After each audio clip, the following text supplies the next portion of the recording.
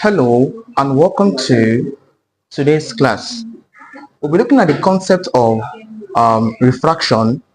So last class we dealt with the properties of wave, which include reflection, refraction, interference, and etc.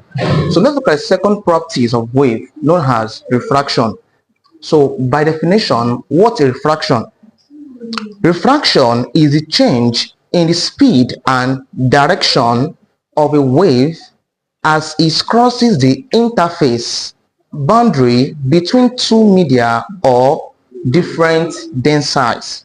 So that's your definition for refraction, right? So the concept behind refraction is that your incident ray and refracted ray passes through the media. Let me show you a quick diagrammatic expression for refraction. So when we talk of refraction there, the first keyword there that comes to mind is the boundary. So this line here is called the boundary. So to indicate the boundary, I have to put perhaps to indicate a rough surface if I want to. So I have something of this nature. Alright, so this is referred to as the boundary. So in our last class when we discussed about reflection, I said for reflection there you have your what's it called, your incident ray and your refracted ray all lies on what there, and the normal all lies on a straight line. So this man here is called the incident ray. Per se, if I have an arrow this way, so this angle here is referred to as the incident ray. Here is refers to as the refracted ray, so the angle of reflection, right? So this was this was when we discussed about the concept of reflection. For refraction there, the incident ray, observe please, here this line here is the normal. Observe please, so compare the normal with that one please. So the normal passes through the boundary, and next up I have what's it called, the incident ray this way, and then the reflected ray is not parallel in this form, rather I'll take it inward a little bit this way. So this angle here is called the angle of incidence. Perhaps this angle is angle of incidence, while this angle is angle of refracted ray. So this is the diagrammatic expression for illustrating refraction, right? So where the incident ray passes through the boundary, and next up the refracted ray is not what's it called, parallel, rather it bends either inward or outwards. So this is like the diagrammatic expression for reflection. So also observe please, when it comes to reflection concept there, we have two medias.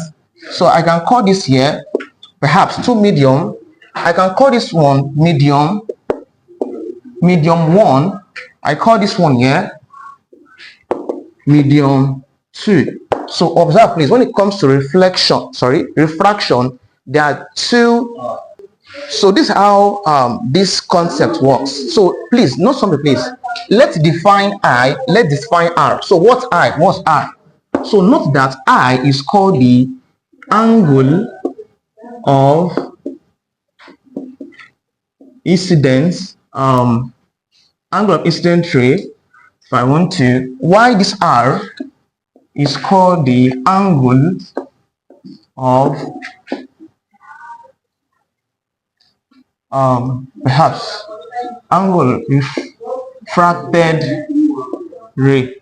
All right, this is how you define each angle when it comes to reflection. So we have the angle of incidence, and also we have the angle of reflected ray, right? So this concept is not that complex like the previous one we did in last class, right? So there's key concept to note.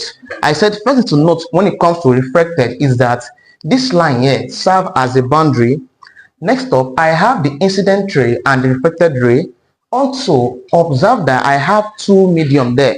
I have the first medium and the second medium. Now listen, when it comes to medium, we have the less dense medium and the more dense medium, right? So I can wish to put a less dense medium here and a large dense medium. I can choose to put a large dense medium here and a small dense medium. All those concepts has their own meaning. All right, let's look at cases involved in the study of refraction. All right. So let's discuss the case one in the concept of refraction, please. So put this down, please. When light ray moves from an optical denser medium to a less dense medium, the light ray refracts away from the normal. So when it comes to refraction, the first key word, perhaps the first key case word to note there is that when light ray moves from an optical denser medium to a less dense medium, the light ray refracts away, please, away from the normal. What do I mean, please? Let's say I have my, let me reproduce diagram out this way. I have diagram this way. All right, and I have my normal this way. So we said perhaps the case one here is focusing on something moving from a dense medium to a what there to a less dense medium. So if I have water and air, water is what is more dense than what the air. So I can decide to put water here and put air here. Why? Because the case one says that light ray moves from an optical denser medium. So water is refers to be denser, while air is refers to be what the less dense. So I am saying that when light ray move from an optical denser medium to a less denser medium, the light ray refracts away from the normal. So observe, please. I have my incident ray this way. That's my eye. So we said the refracted ray. I said the light ray refracts away from the normal. So if I'm to draw the refracted ray R, it will be what there? It will be far away. This is normal. It will be far away from the normal. So this angle here is called my angle of what the refracted ray. So when something is moving from a more dense medium to a less dense medium, observe that the angle of refraction moves away from what the normal, right? So this like the first case you need to note when it comes to case one in the study of refraction. For the case two,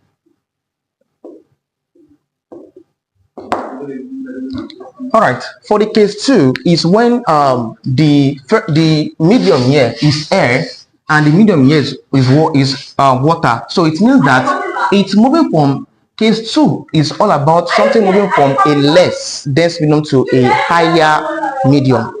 Put it down, please. So if light ray moves from an optical less dense medium to a denser medium, the ray is refracted closer to the normal. So I'm saying that if I have my boundary this way, I have my boundary this way, such that my normal is at the center, we know that the incident ray, I have this line as my incident ray. So when we're saying that if the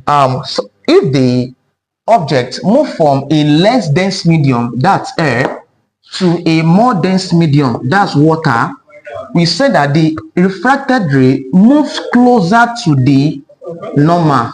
These are, so it moves closer to the normal. So those are the two concepts there. So note when you're having a higher denser medium moving to a lesser, what the concept? The refracted ray moves away from the normal.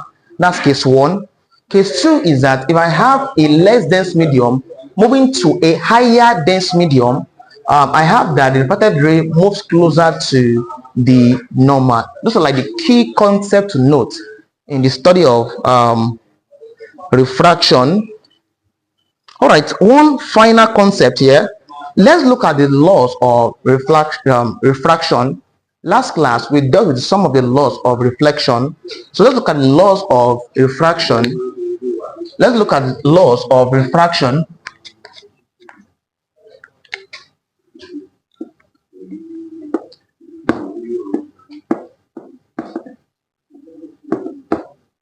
All right.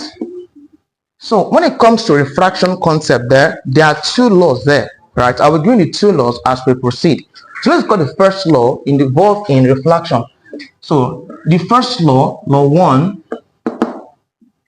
All right. The first law states that the incident ray, comma, the reflected ray, and the normal at a point of incident all lies on the same plane. So that law 1 coincides with the first law of reflection, as I said earlier last class, right? So I'm saying that the first law of refraction says that the incident ray, the reflected ray, and the normal all lies on the same plane. That's your first law of reflection, as easy as that, please. The second law of reflection is that the ratio of the sine of an angle of incidence to the sine of an angle of refraction is a contact from any given pair of media. This law is known as Snell's law. All right. It's from the second law. We'll be looking at the concept of Snell's law. So I'm saying that Snell's law technically is the ratio of the sine of incidence to its sine of refraction, right? So in essence, I'm saying that, by the way, Snell's law is represented using just n. N is used for representing Snell's law. So we said is the ratio of the sine of what the incidence to the sine of refraction. So that's like the mathematical form of the second law of refraction as stated in the board this way. So it's like the concept you need to note for now, basically, for refraction. In the next class, I'll be looking at several JAMB past questions on refraction and reflection in the next class. So we're talking over 10 years past question for this topic.